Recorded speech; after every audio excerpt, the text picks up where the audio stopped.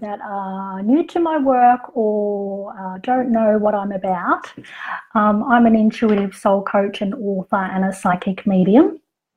And you'll resonate with my work basically if you live life from the soul. I'm really passionate about offering intuitive strategies that help you connect with the spirit within you and help you learn to identify how you co-create with this beautiful universe. So that's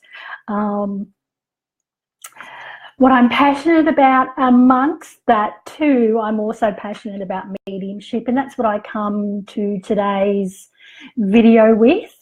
I've got a question here from Jodie, who asks, how does she make a contract with her spirit crew when it comes to her mediumship? Does she include them all or just her gatekeeper? Now, I'll just give you a little bit of background about my own mediumship. I've spent nearly 20 years working and developing my own mediumship, and in that time I've done a lot of mentoring and coaching and helped a lot of people not just develop their own connection to spirit, but also help support them establish their own mediumship practitioner careers. And Jodie is someone that I've worked with over the years, so that's how she comes to me and asks this question. So again, it's about how does she make a contract with spirit?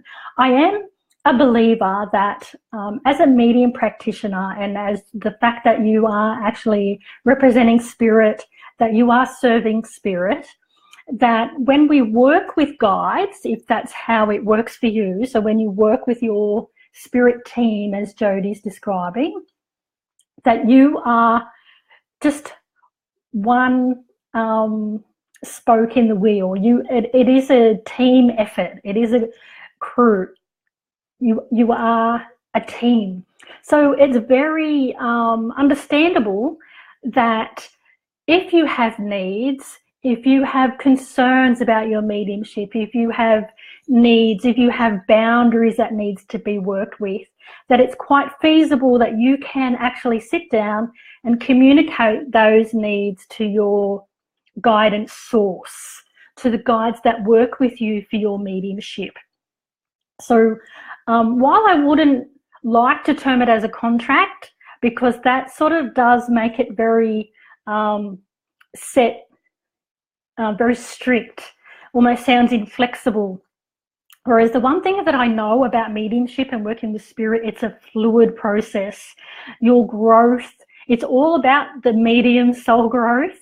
So it needs to be fluid. It needs to be able to be changeable. And a contract actually does has a sense of inflexibility about it. So so I like to sort of say more that it's an agreement, more that you're in the process of the agreement, that you're allowing spirit to guide you, that you are allowing the way of spirit to flow through your mediumship, while at the same time you're communicating your awareness, what you understand, you're communicating your needs and how this comes about. Now, where this is applicable may be in the kinds of messages that you're comfortable to deliver. It may be in the kinds of information that you are comfortable to receive. You know, so say, for example, in my own mediumship, I know that I will get a heads up from those I'm working with in spirit when it comes to delivering information that might be about someone's health, or, you know, that an older person is going to pass or something along those lines. I will get a heads up about that information first, so I don't just go into that information blindly. And receiving that heads up has come through from years of them getting to know me and practicing, but it's part of our agreement. Okay, so I know I do talk about this a little bit in my book, A New Kind of Normal, Unlock the Medium Within, which is my teaching mediumship book. It's a how to develop your own abilities and is available on Amazon, both in soft copy as well as ebook. So it does talk about that in there. So Jodie, I'm going to assume that it comes down to that the contract and the information that is the kind of information that you want to receive, and that's where your contract comes in. Now, I would say you don't necessarily need to think about which part of your spirit team this agreement is directed to. Just direct them to as a whole. I'm not I personally don't align with the practice of using a gatekeeper, because for me personally, it's a fear-based practice. It means that you're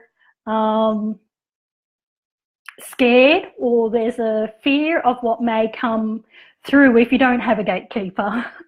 Whereas I sort of take responsibility for what I attract, and use the law of attraction as a place of connected in oneness, connected in love, and therefore this is the practice that I work with. So, but that's a whole nother video. So, so if you do use a gatekeeper, and by all means, I'm sharing my personal thoughts and opinions, but at the same time, I know lots of people use the mediumship practice of a gatekeeper, which is completely fine, you know. So I would just say, there's no need to specify where the information, which part of your spirit team it's going to. Collectively, they'll work with it, you know. But I would just say, you know, quite simply, just take some time to sit down and write out what you're thinking and what you're feeling, you know. If it is in relation to specific kinds of information, then just detail that and let them know why you're coming to that. Let them know why you're coming to whatever boundary it may be, that perhaps you don't want to receive information about someone that is going to get sick, for example, or you might not want to, at this point, receive information about, you know, child abuse or anything of those, or someone's going to have an accident, any of those natures. It's okay for you to put that boundary into your mediumship and just explain to spirit where you're coming to with that. So just write it out. I know in the book I talk about one of my own stories, and this was very early on in my mediumship, and I'd really started doing in-home demonstrations for people, and I think I was probably only on my second or third little home demonstration. So this was back in maybe 2003, 2004, around there somewhere.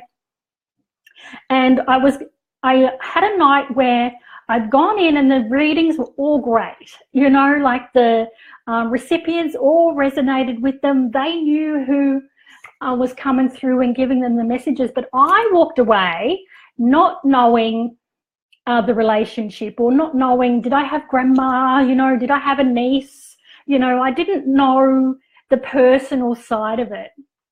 And so for me, that sort of left me wanting and feeling like I really didn't hit where I wanted to hit, you know. So instead of asking my recipients, I always do come back to putting that back on spirit. So I sat down with spirit and went through some guidelines and said, when I do my readings, and I listed the kind of information I wanted to receive, you know. So I did list things like names, the relationship, you know, I listed a whole series of evidence. And then these days I would also add, of course, that I would allow spirit to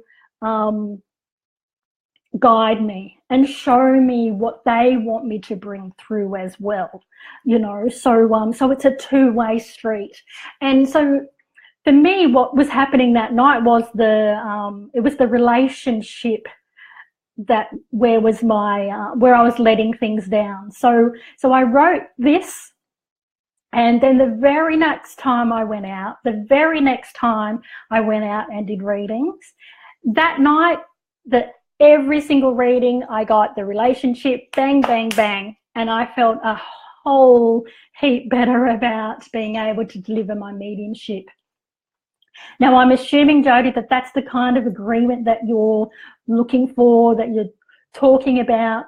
So really, it doesn't need to be too complicated. It doesn't need to be, you know, too over the top. Just a couple of things that I would suggest. One, think of it more as an agreement with spirit and that you're in partnership with them. Two, it needs to be fluid. Okay, it needs to be the fact that fluid for where you are right now, but it can be changeable as it does go with your growth. Hi, Michelle, how are you? Thanks for joining. So just, yeah, so that's what it needs to be fluid. It needs to be flexible. It does need to grow with your mediumship as you change and grow. And the other point that I would suggest is, for me, over the years, it's something that I still do. It's something that every now and then I still sit down with spirit and I will still go through and say, look, you know, I'm working on this at the moment, you know, I'm still not happy with, say, for example, names, or my evidence has dropped off, or whatever it might be, you know. Perhaps the focus of your strengths has changed over the years, because I know for me, my work personally has changed as I've come into more understanding of the soul, you know. So what comes through in my mediumship is different to what it was, you know, 5 years ago. So just make sure that it's fluid, that yes, it's a good practice to check in with it every now and then, and especially if you feel like something in your mediumship is a little bit off. But Jodie, I really hope this answered your question, and by all means, if anyone watches the video and you have a question and I need to clarify anything around it for you, then please do. I'm happy to do that. And of course, if anyone has any other questions on mediumship and mediumship practices, by all means, just, you know, post on my page, drop me a line, and I'd be happy to do a video like this for you too. So in the meantime, God bless and have a great weekend. Thank you.